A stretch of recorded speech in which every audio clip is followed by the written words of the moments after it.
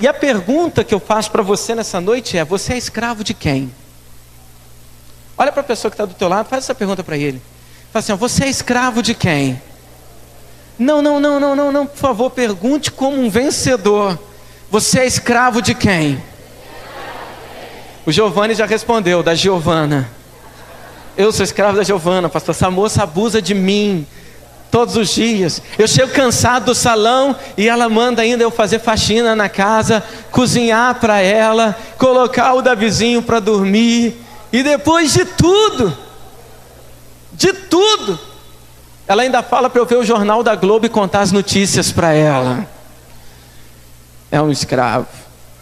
Mas a grande verdade, querida, é que eu quero falar um pouco sobre isso, sobre ser escravo. E ser escravo é algo que confronta um pouco a gente, porque é um assunto que não é muito falado, ou é muito falado, mas numa outra perspectiva. E eu quero desmistificar um pouquinho isso. Posso ouvir um amém? A igreja está comigo, amém ou não? Então preste bem atenção.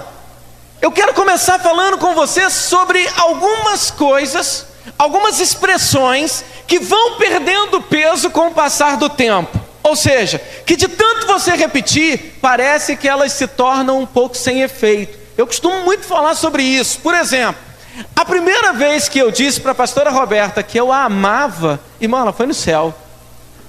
É verdade. Ela falou assim: como que um homem lindo, maravilhoso desse, fofo, cheiroso e humilde me ama? Assim. Na segunda vez que eu falei que a amava, ela chegou e falou assim: é Deus nessa terra. Sabe como é que é? Hoje em dia, depois de 16 anos de casado, 5 anos antes do casamento enrolando, o que acontece? Eu digo para ela: eu te amo. Aí, irmãos, algumas vezes parece que assim, não tem mais aquele brilho do início. Aí você fala: ah, pastor, que é isso? Então vai fazer um encontro de casais. Ah, irmão, para de ser hipócrita, lá na sua casa também é assim. Fala a verdade. Ou você diz: eu te amo hoje como na primeira vez. Ah, não é, não. Não, então tá bom, eu vou fazer um encontro de casais então. Mas não é, por quê? Porque parece que com o tempo isso vai perdendo. É igual a história do casalzinho, eu sempre conto isso. O casal, eles começaram a namorar, a fazer corte. E aí a moça um dia na pracinha pergunta para o seu namorado ou seu corte, chega para ele e fala assim: amor, por que a lua sumiu? Eu não estou vendo a lua. Aí ela diz para ele assim: é porque ela se intimidou tamanha a sua beleza e ela se escondeu para não passar vergonha. Uau! Já falei muito isso para a pastora também. Aí passa 1 ano de namoro, já está noivo, na mesma praça, a mesma lua, a mesma pergunta: amor, por que será que hoje não está com lua? A lua sumiu. Ah, é porque ela viu o quanto que você é linda e ela resolveu se esconder. Ah, que cuti-cuti, é verdade ou não? O Charles fala isso para a Gabi direto. 10 anos de casado, a mesma praça, a mesma lua, mesmo casal. Amor, por que será que a lua se escondeu? Você não está vendo que vai chover, ou sua anta? Mas existem expressões, escute isso. Olha só, olha para mim. Existem expressões que parece que vão perdendo peso com o passar do tempo. Você quer ver uma coisa? Quantos aqui são filhos de Deus? Não, vou perguntar de novo. Quantos aqui são filhos de Deus? Você é filho de Deus, amém? Você tem um Deus que é teu pai, amém ou não? Mas muitas vezes a gente fala: eu sou filho, Deus é pai. Deus é pai, Deus é pai. Mas é tão vazio isso da forma que a gente fala. Tão sem sentido, tão sem força, tão sem vida.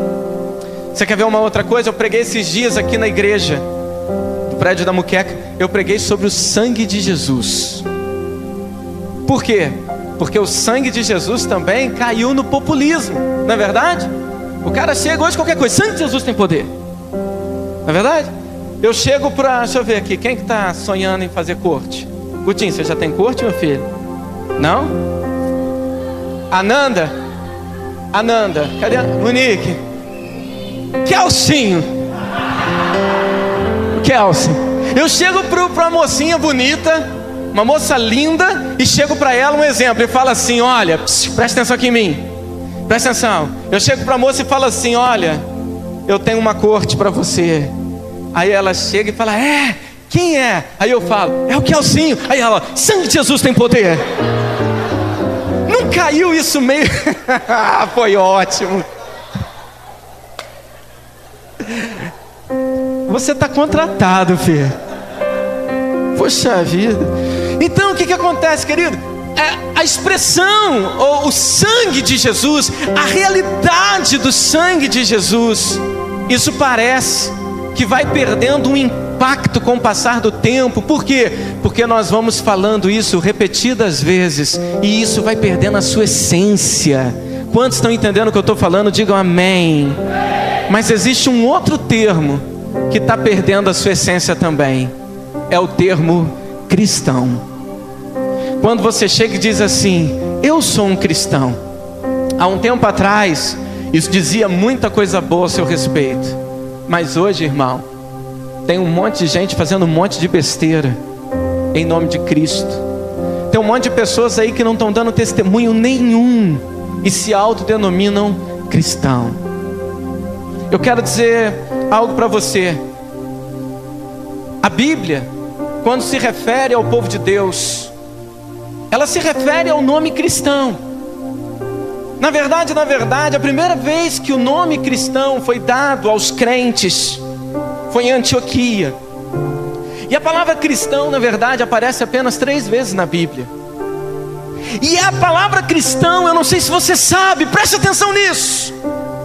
A palavra cristão, no início, quando eles se referiam aos crentes chamando de cristão, isso na verdade era um deboche. Isso na verdade era uma afronta.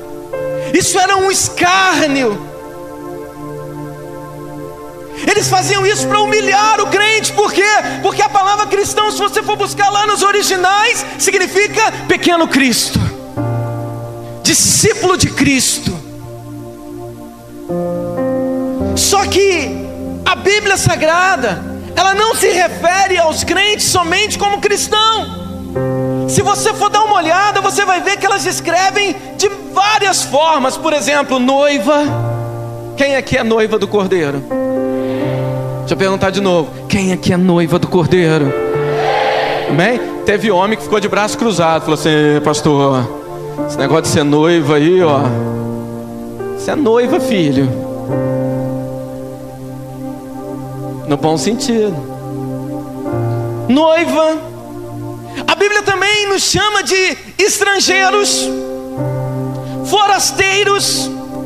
A Bíblia também nos chama de cidadãos dos céus. Aleluia. A Bíblia também nos chama de luz do mundo, membros do corpo de Cristo. Aleluia. A Bíblia também nos chama, querido, de ovelhas do rebanho do bom pastor, embaixadores do reino nessa terra. A Bíblia também se refere a nós como amigos de Deus. Posso ouvir um amém? Aleluia. Todas essas descrições, todas essas maneiras que a Bíblia se refere a nós, ouça isso, fala um pouco ou nos ajuda a entender o que significa ser um cristão. Porque ser cristão é ser luz do mundo, ser cristão é ser noiva do Cordeiro, ser cristão é eu saber, querido, que eu tenho um bom pastor que cuida de mim e que nada vai me faltar. Ser cristão é eu saber, querido, que eu sou um forasteiro nessa terra, porque o meu reino não é deste mundo. Ser cristão é tudo isso. Mas existe um termo que é muito pouco usado, que a Bíblia também se refere aos cristãos. Existe uma metáfora que a Bíblia também se refere com frequência aos cristãos, que é o termo escravo. Só ouvi um amém agora. Quando estava noiva do cordeiro, todo mundo, aleluia. Falei, ovelhas do bom pastor, xalama cantalamanás. Agora eu falo escravo, só ouvi um amém. Vou te dar a oportunidade de dar o amém, tá atrasado. A Bíblia também nos chama de escravos. Aleluia. A figura de um escravo. E eu vou dizer algo para você. Os crentes primitivos, eles se autoproclamavam, eles referiam-se a si mesmos como escravos do Senhor.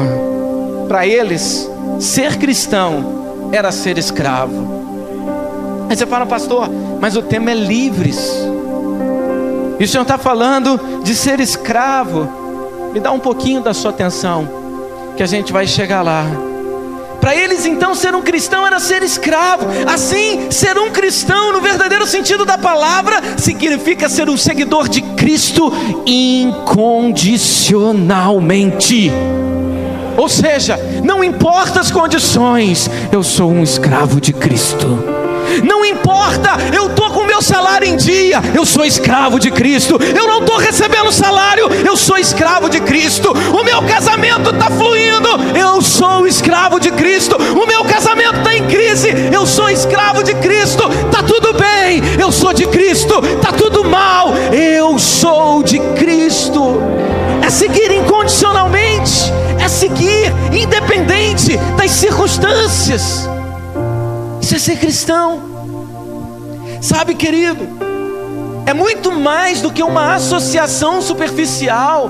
Por quê? Porque hoje em dia, querida, a igreja, ela não tem sido formada mais tanto por escravos de Cristo, mas tem sido formada, querido, por associados voluntários, que fazem o que querem, quando querem, se concordam, que só estão dispostos a obedecer se estiverem de acordo com a minha linha de pensamento, com o que eu acho.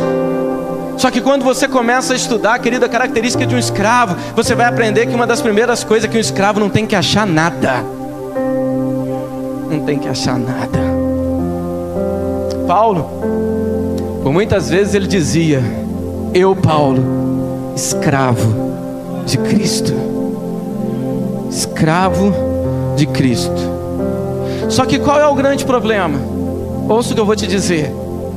Ouça bem isso. Quando nós lemos a Bíblia, nós não vemos muito essa expressão, olha, escravo de Cristo. Por quê? Porque com o tempo, os tradutores, eles foram trocando a palavra escravos pela palavra servos. Por quê? Porque a cultura do mundo ocidental, a escravidão era algo muito terrível. Era algo, querido, que se as pessoas se apresentassem uma proposta para você se tornar escravo de um Deus, era algo que certamente sofreria uma grande rejeição, daria provavelmente um grande mal entendido. Então os tradutores, eles começaram a trocar a palavra escravo e passaram a utilizar a palavra servo. Aí você fala assim, pastor, mas é a mesma coisa, servo e escravo. Não, se você for estudar a Bíblia no grego, você vai ver que o termo escravo no original é o termo doulos. E esse termo, ele é escravo e não é servo. Existem pelo menos outras 6 palavras gregas que podem ser traduzidas por servos, mas escravo é somente a palavra doulos. E a palavra doulos, ela aparece aproximadamente 124 vezes no texto original. Porém, ela tem sido traduzida para nós por servos. Embora os deveres dos servos e dos escravos são muito parecidos, existe uma grande diferença entre ser servo e ser escravo. Por quê? Porque o servo é um funcionário contratado, escravo é propriedade do seu senhor. É diferente. O servo é um trabalhador voluntário. O escravo, ele trabalha porque ele tem um mestre que é dono da vida dele. O servo, ouça o que eu vou te dizer, o servo escolhe o seu senhor, escolhe para quem trabalha. O servo, ele decide se ele quer trabalhar ou não, porque ele é contratado. O escravo não tem essa escolha, e o escravo não escolhe o seu senhor, é o senhor que escolhe o seu escravo. Aleluia, aleluia, aleluia. Irmão, eu não sei quanto a você, mas eu posso dizer de mim: eu não fui contratado, eu fui comprado. Só aqueles que foram comprados por alto preço. Levanta a sua mão, abra a tua boca, glorifique o nome de Jesus Cristo, em nome de Jesus. Aleluia, aleluia.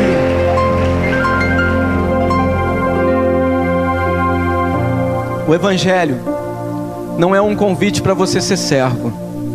O Evangelho é um convite para você ser escravo. Pastor, acho que o senhor não podia fechar essa conferência não, hein? Mas eu quero dizer uma coisa para você, irmão. Ouça o que eu vou te dizer. A experiência de alguém como escravo, ouça aqui, ó, presta atenção em mim, não se agite. A experiência de alguém como escravo, ou seja, a pessoa só poderia dizer o que era ser escravo, se ser escravo era bom ou ruim, não dependia do trabalho que ela exercia, mas dependia do Senhor que ela tinha. Então, a experiência de alguém como escravo estava condicionada ao Senhor dela. Quantos estão entendendo o que eu estou falando? Ou seja, se você era escravo, vamos supor que aqui nós estivéssemos no tempo da escravidão. Se você fosse escravo de um mau senhor, a escravidão para você seria terrível. Mas se você fosse escravo de um senhor que fosse generoso, de um senhor que fosse bondoso, em algumas ocasiões, ser escravo de um bom senhor era até mesmo uma honra. Ô irmão, eu quero dizer algo para você. No mundo espiritual, no mundo espiritual não existe autonomia. Ouça o que eu vou te dizer. Você sempre vai ser escravo de alguém. Amém ou não? Como assim, pastor? Ou você é escravo do pecado, ou você é escravo de Cristo. Não tem como você estar no meio termo. Vocês estão entendendo, igreja? Só os jovens estão entendendo ou não? Eu quero te dar um exemplo do povo de Israel no Antigo Testamento, Êxodo, no capítulo de número 1, no versículo de número 8, no versículo 11, no versículo 13 e 14, está falando, querido, quando Israel estava vivendo, vai passar, Luiz? Fala a respeito do tempo de escravidão de Israel. Vai dar para passar? Sim? Olha só, Êxodo 1, 8, coloca no 8 primeiro, aí depois você pula para o 11 e depois para o 13.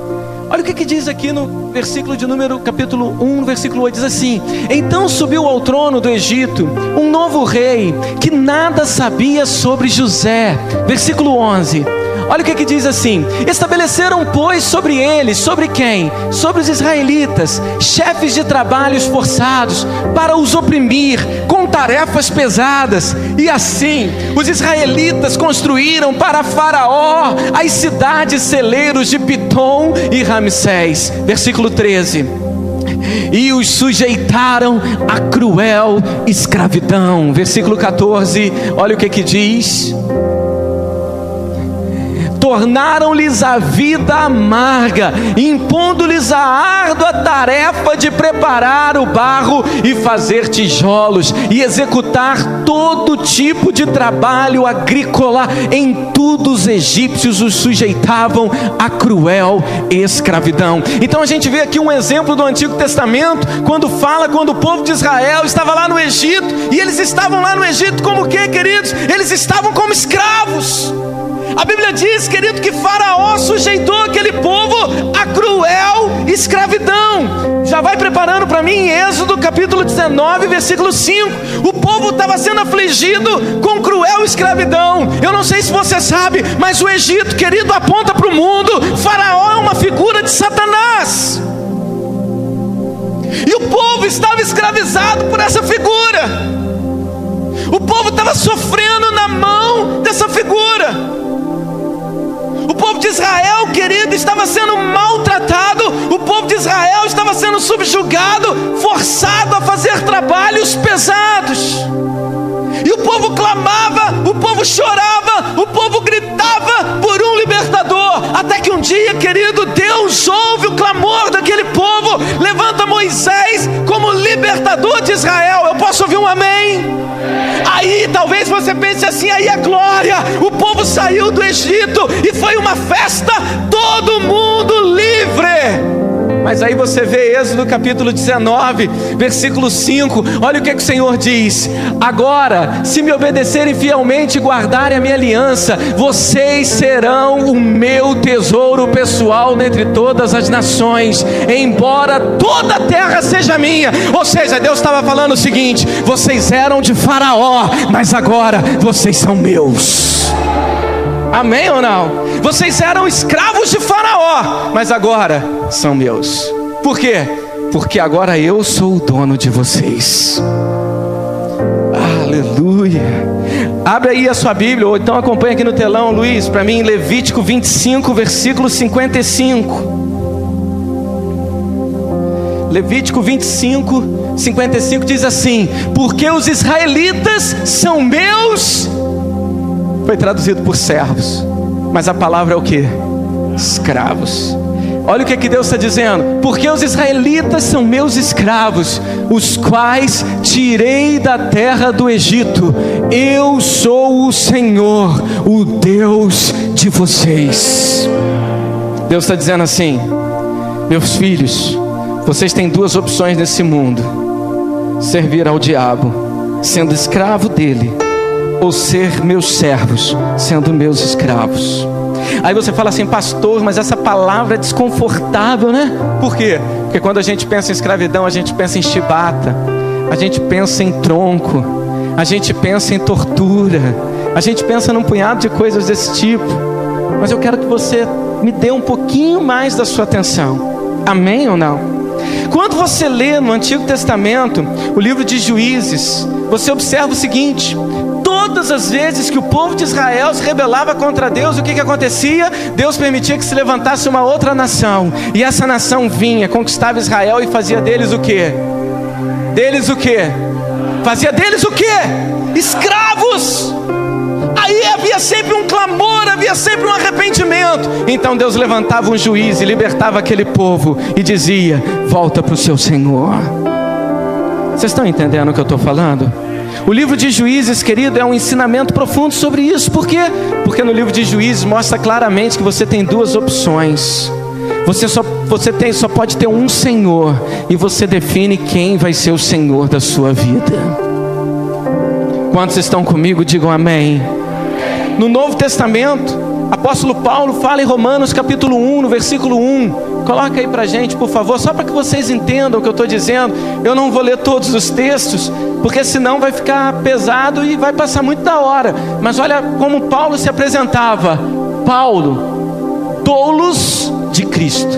Doulos é o que? Escravo. Olha para o irmão que está do teu lado. Olha para o mais bonito que está do seu lado. Vê se ele tem cara de escravo.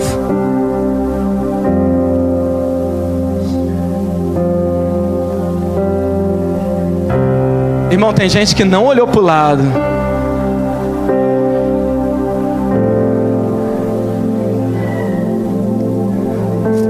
Acredite em mim, tem gente bonita aí sim, irmão. Eu quero te fazer uma pergunta: ele tem cara de escravo? Sim ou não? Sim ou não? Ele está embolado.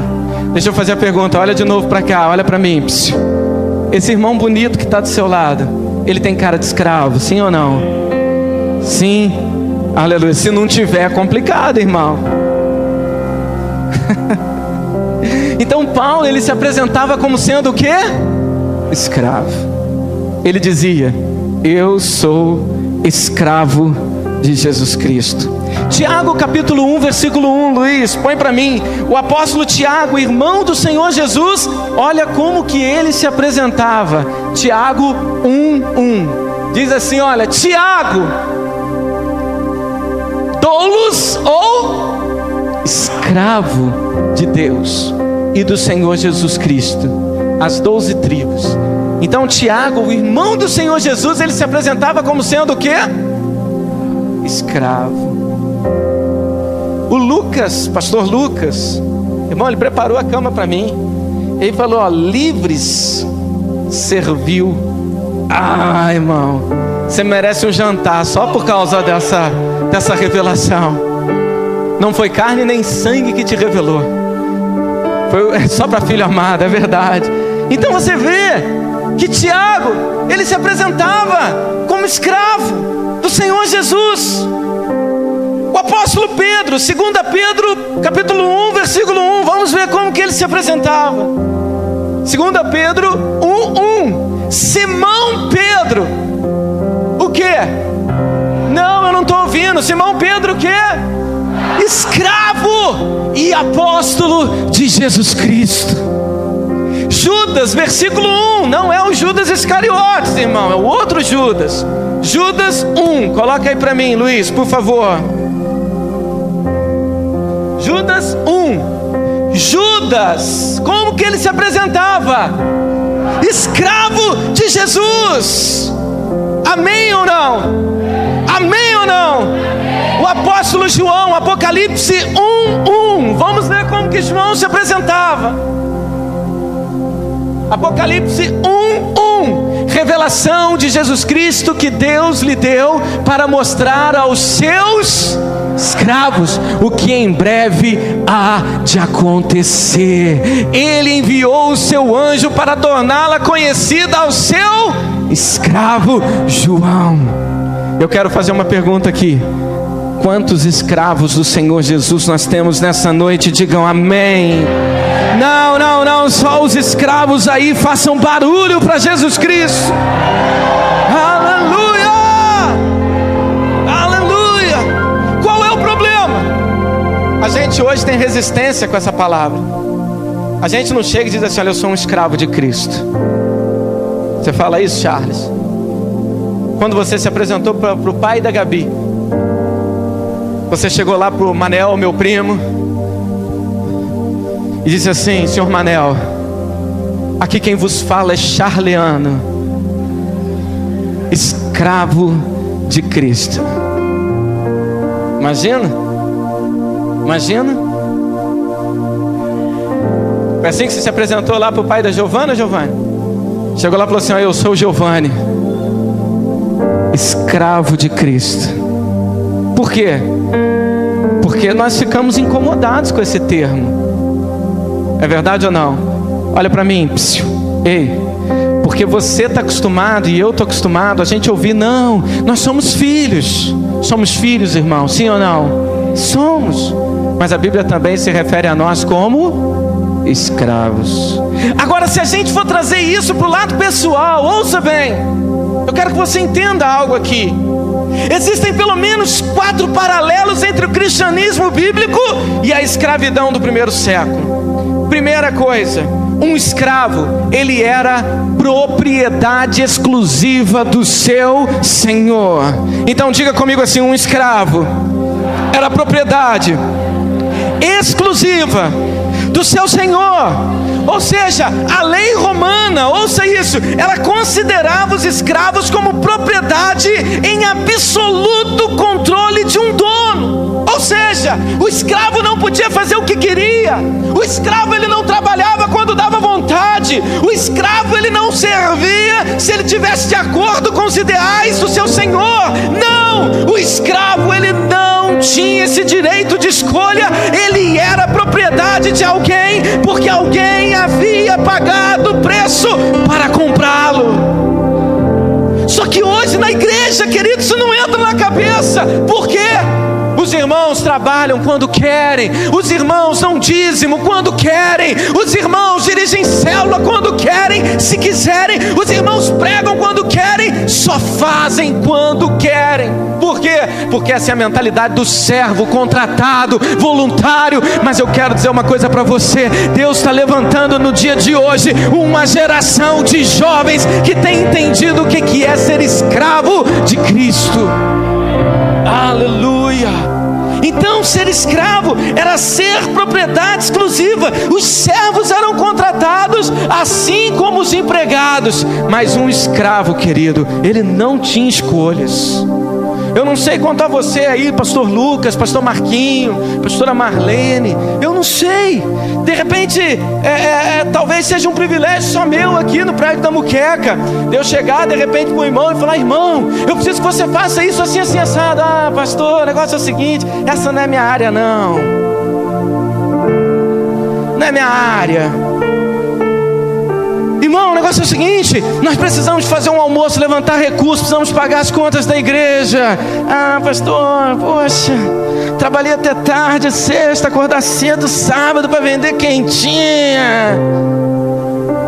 Eu não sei se vocês passam por isso. Sabe, querido, olha, vamos fazer uma grande conferência. Ah, não vou não. Mas por que você não vai? Ah, pô, quanto que é? R$15? Não, tá caro. Vou não. Não. Essa que é a mentalidade. E é por isso, irmão, que a igreja, muitas vezes, ao invés de ser uma igreja que está prevalecendo, muitas vezes, igrejas estão fechando suas portas. Igrejas estão retrocedendo. Por quê? Porque eles não têm a mentalidade do que é ser um escravo de Cristo. Sabe, irmão, eu me lembro quando eu me converti, primeiro encontro com Deus que eu fui trabalhar, eu tinha passado pelo encontro, o meu pastor chegou para mim e falou assim: olha, preciso de você para trabalhar no encontro. E eu falei: eu vou, pastor. Aí eu pensei: deve me colocar na intercessão. Para um jovem bom como eu. Aí quando eu cheguei lá, nem era o pastor que estava, era um líder lá do encontro. Chegou para mim, falou assim: olha, você e a Roberta, sua namorada, a mulher pela qual é apaixonada por você, você e ela, vocês vão trabalhar limpando o banheiro. Quase que eu fiz igual o Zé Bonitinho. Quê? Mas, irmão, um escravo não tem escolha não, irmão. É para lavar banheiro? Pode vomitar nesse banheiro, pode fazer muito número 1, número 2. Eu tô aqui é para limpar. Eu tô aqui é para limpar. Porque tem gente que também não limpa, né? Ou então quando limpa, limpa assim: nossa, mas que povo mais mijão.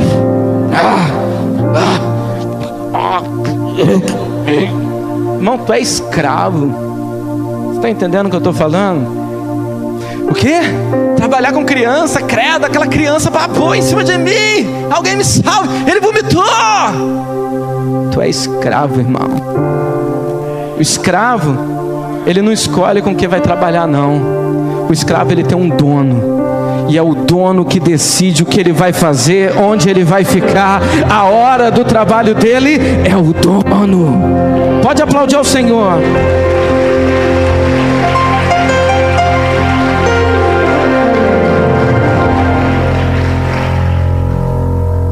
Eu e você, escute isso, nós éramos escravos do pecado, porque a pessoa ela era escrava por dois motivos: ou porque ela nascia escravo, ou porque ela se tornava escravo e ela era comprado por alguém. Eu e você nascemos escravos do pecado por causa de Adão, mas fomos comprados por Cristo na sua morte na cruz. Portanto, hoje eu posso dizer que eu e você somos posse exclusiva do nosso Deus. Romanos capítulo 6, versículo 17. Abra sua Bíblia aí, ou coloque aqui o texto para mim. Romanos capítulo 6, versículo 17 e 18 diz assim: olha só, mas graças a Deus, porque embora vocês tenham sido escravos do pecado, passaram a obedecer de coração a forma de ensino que lhes foi transmitida. Versículo 18. Vocês foram libertados do pecado e tornaram-se escravos da justiça. Uou! Eu fui comprado,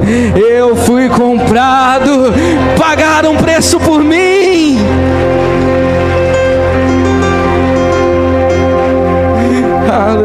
Aleluia. Segunda característica de um escravo e de um cristão é que um escravo, ele precisava andar em submissão completa. Ele não podia ser meio submisso. Um escravo, ele não podia ser mais ou menos submisso. O escravo, ele tinha que ser completamente submisso. Ser um escravo não significa somente que você pertence a alguém, mas ser um escravo significa também que você está sempre disponível para obedecer em tudo àquela pessoa que é o teu Senhor. Eu já vi pessoas falando assim: olha, nem se Deus falar comigo eu faço isso. Ah, irmão, isso só mostra quem é você. Você não passa de um servo barato, porque você ainda não entendeu que você é escravo. Escravo não tem disso não. O escravo, o único dever de um escravo é cumprir todos os desejos do seu mestre. O escravo fiel desejava fazer todas as suas tarefas sem queixas e hesitações. Afinal, os escravos, eles não tinham outra lei que não fosse a vontade do seu Senhor. Aleluia. Escravos não possuíam qualquer direito pessoal, eram sujeitos a prestar inquestionável obediência. Terceira característica: devoção singular. Como, irmãos? Devoção singular. Os escravos tinham uma vida simples. Seu alvo principal era realizar o desejo do seu mestre. Eles precisavam encontrar formas de agradar o seu mestre. Como escravos, devemos ser dedicados totalmente ao nosso mestre, com devoção exclusiva, tornando impossível servir a outros senhores. Eu não tenho outro Senhor, o meu único Senhor é o meu Deus. Não é Mamon que é Senhor na minha vida, não é o sexo que é o Senhor da minha vida, não são as drogas que são as senhoras da minha vida. Eu só tenho um Senhor, eu sou escravo somente de um Senhor. Quem é? É o meu Jesus. Quarto lugar, um escravo, ele tinha dependência total do seu Senhor. Os escravos, eles eram totalmente dependentes do seu Senhor. Olha para o irmão que está do teu lado e diga assim: o escravo, diga como vencedor, acorda ele aí, diga: o escravo era totalmente dependente do seu mestre nas necessidades básicas da sua vida, incluindo alimentação e abrigo. Sabe qual é a diferença do servo para o escravo, irmão? O servo é contratado, o escravo é propriedade. Mas aí tem uma diferença: o servo, no final do dia, se ele não trabalhasse, ele tinha que arrumar um lugar para comer e um lugar para dormir. O escravo não tinha essa preocupação, porque do seu Senhor vinha a provisão de alimento, vinha a provisão de casa, vinha a provisão de vestimentos. Não andeis ansiosos quanto ao que haveis de comer, quanto ao que haveis de vestir, mas buscai, pois, em primeiro lugar o reino de Deus e a sua justiça, e todas essas coisas vos serão acrescentadas. O escravo, ele vive em total dependência, porque ele tinha todas as suas necessidades supridas pelo seu Senhor. Aleluia. Aí você diz assim: mas pastor, o tema é livres, você está falando de ser escravo. Sabe por quê, irmão?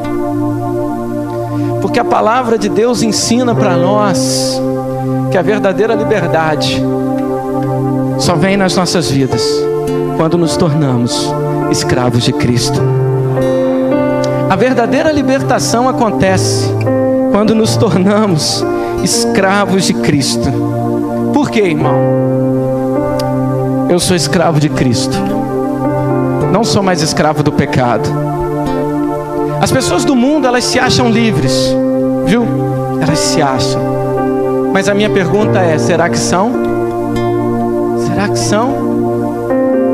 Eu posso dizer uma coisa para você: Se você acha que ser livre é beber, se você acha que ser livre é transar, se você acha que ser livre é fumar uma maconha, cheirar um pó, se você acha que ser livre é você fazer o que você quer, eu quero dizer uma coisa para você, querido.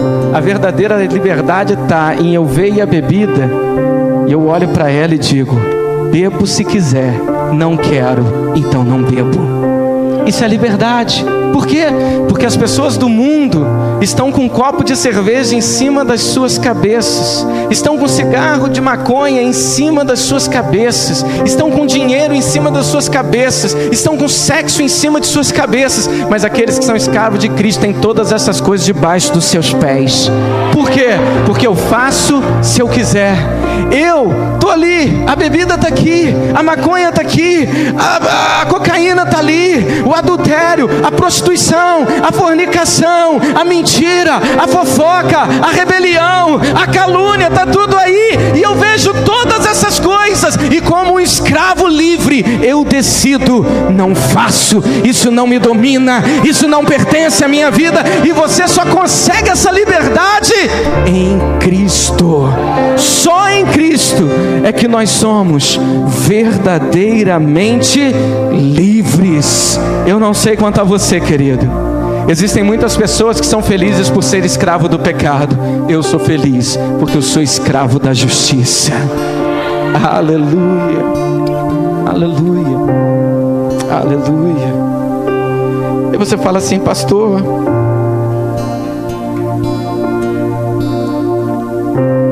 mas é tão esquisito, né? Eu escravo. Eu quero te contar um negócio, irmão. Imagina que eu fosse um senhor da época do 1º e 2º século. Amém ou não? Amém ou não? Aí eu decidi comprar um escravo. Quem de todos que vocês estão vendo aqui que tem mais cara de escravo? É o Sandrinho? Quem? Sandrinho é um escravo morgado. Marquinho? Pastor Marquinho? Zezão? Zezão, chega aqui, Zezão. Chega aqui, Zezão, por favor. Vamos matar a saudade aqui, meu filho. Chega aqui, filhão. Vem cá, por favor. Esse escravo é marrento, hein? Caramba, hein? Oxi. Eu sou o Senhor. Amém ou não? Aí o Rafael, que era o dono do Zezão. Amém ou não? Aí eu chego e falo assim: ó, quer vender esse escravo aí, sim ou não? Quer vender o escravo? Depende do valor? 50 centavos. Vai ou não? Pô, cara, lá que você é ruim de jogo. R$1. Aí dá. Não, agora dá. Lá que você é chato. R$1. Pronto, meu filho. Agora você é meu escravo. Comprei ele, amém ou não? Amém? Sabe o que isso significava? Que todo vínculo que ele tinha com o antigo Senhor foi quebrado. Você está entendendo ou não? Quando Cristo nos resgatou e nos comprou, nos transportou do império das trevas para o reino do Filho do seu amor, todo vínculo que nós tínhamos com o antigo Senhor foi quebrado. Amém ou não? Sabe o que isso significava agora? Que agora ele não tinha mais que prestar satisfações para o seu Senhor antigo. Agora ele tinha que prestar satisfações somente a quem? A mim. Amém, irmãos? Amém mesmo? Não estou ouvindo. Amém ou não? Aí eu olhei para esse negão bonito, falei assim: ó, tu tem cara de Vilela. Sou eu, meu sobrenome. O negócio é o seguinte: você agora não vai ser mais meu escravo, não. Eu não sei se você sabe, a lei romana permitia isso. A partir de agora, eu vou te adotar e você vai ser meu filho. Amém?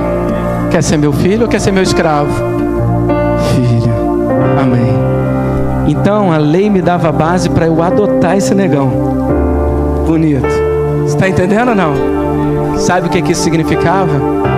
Que a partir do dia da adoção, irmão, segura na mão do teu irmão aí, e mesmo que você não sentir vontade, dá um glória a Deus, porque eu estou aqui em ebulição.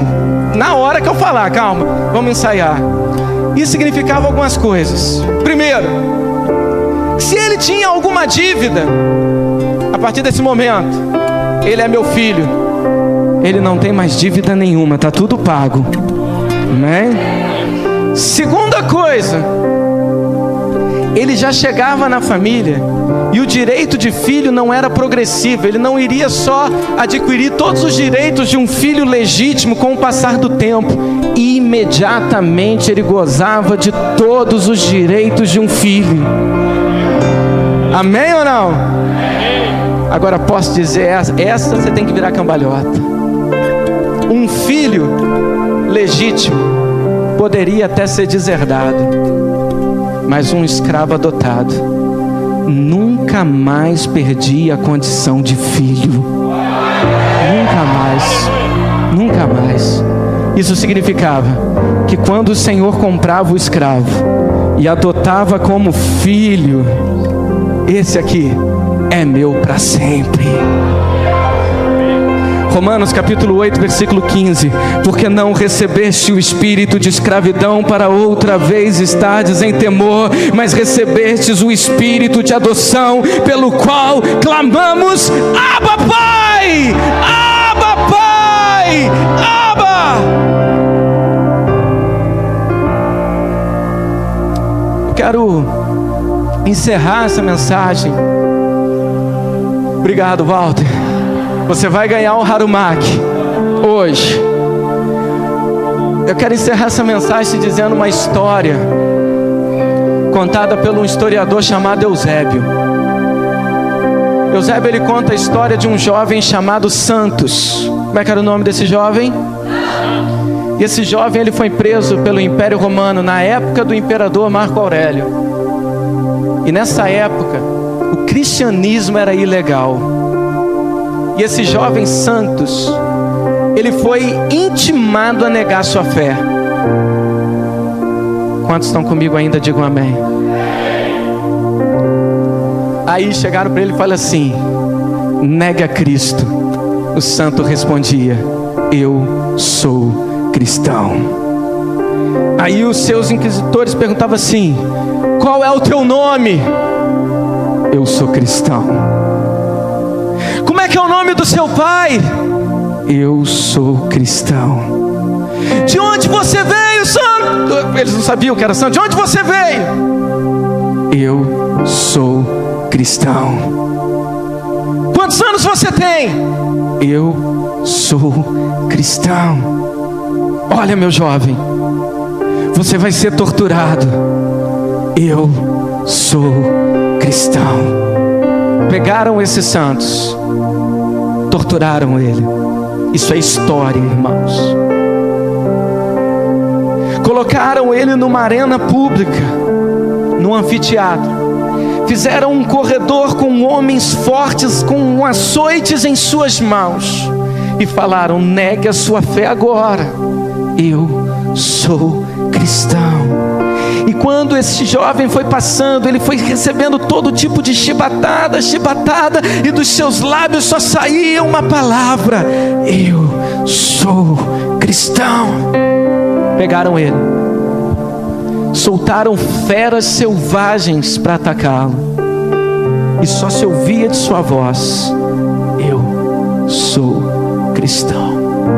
Pegaram esses santos, amarraram ele numa cadeira de ferro em brasa. Imagina uma cadeira de ferro em brasa, e amarraram ele: negue o seu Deus agora. E os santos respondiam: eu sou cristão. Por que eu estou te falando isso, irmão? Porque ser cristão é ser escravo de Cristo. Ser cristão também é ser filho de Deus, porque Ele nos comprou e nos adotou. Ser cristão não é uma expressão sem sentido, como todo mundo repete aí, como se dissesse qualquer outra gíriazinha. Ser cristão é sua identidade. Ser cristão é o endereço que você mora. Ser cristão diz tudo a respeito de você. Ser cristão é a tua essência. Ser cristão é a tua liberdade.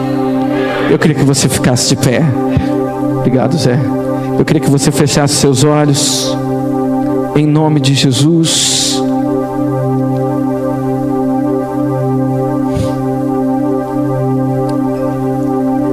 Eu queria que você fechasse seus olhos. Sabe, irmão, ontem eu estava na célula e foi ministrada uma canção lá no finalzinho. Na verdade nem foi ministrado. Começou a tocar essa canção no finalzinho, só o instrumental dela, e eu reconheci. E quando era quase meia-noite, eu liguei para a pastora Daniele, para o Christian, e eu pedi para eles: ministrem esse louvor depois da minha palavra, por favor. Por quê, irmão? Porque eu não sei quanto a você, eu sou escravo de Cristo. As minhas vontades não existem mais. Eu abro mão de cada uma delas. Eu abro mão das minhas preferências. Eu abro mão dos meus achômetros. Eu abro mão da minha revolta. Eu abro mão dos meus medos. Sabe, querido, muitas vezes nós estamos caminhando com a mentalidade de servo. E eu vou dizer uma coisa para você: se você caminha com a mentalidade de servo, uma hora você vai parar. Porque o servo é um contratado. E contrato tem início, meio e fim. O contrato pode ser quebrado. Mas eu quero dizer uma coisa para você, querido. E Satanás, ele vai fazer de tudo para você quebrar esse contrato, para você parar. Ele vai gerar insatisfações no teu coração. Ele vai gerar dúvidas. Ele vai gerar desânimo. Ele vai gerar frieza. Ele vai gerar um punhado de coisas. Mas ele só tem poder para fazer essas coisas com os servos. Porque quando nós entendemos que somos escravos, ou seja, eu sou propriedade, eu não tenho direito de parar, eu não tenho direito de desistir, eu não tenho direito de não fazer. Eu fui comprado por um preço de sangue. O diabo, ele não tem como mais me parar. E eu pedi para eles ministrarem esse louvor, porque diz que o Senhor é o meu respirar, o Senhor é o meu pão diário, o Senhor é o meu alimento, o Senhor é meu tudo. A minha vida hoje se resume em ser cristão. Ser cristão, essa é a minha liberdade. Ser livre é ser escravo de Cristo. Ser livre é eu poder olhar para o pecado e decidir não fazê-lo. Ser livre é vir todas as tentações diante de mim e eu me posicionar pela santidade. Ser livre é vir o desejo de parar e de desistir, mas eu decido continuar.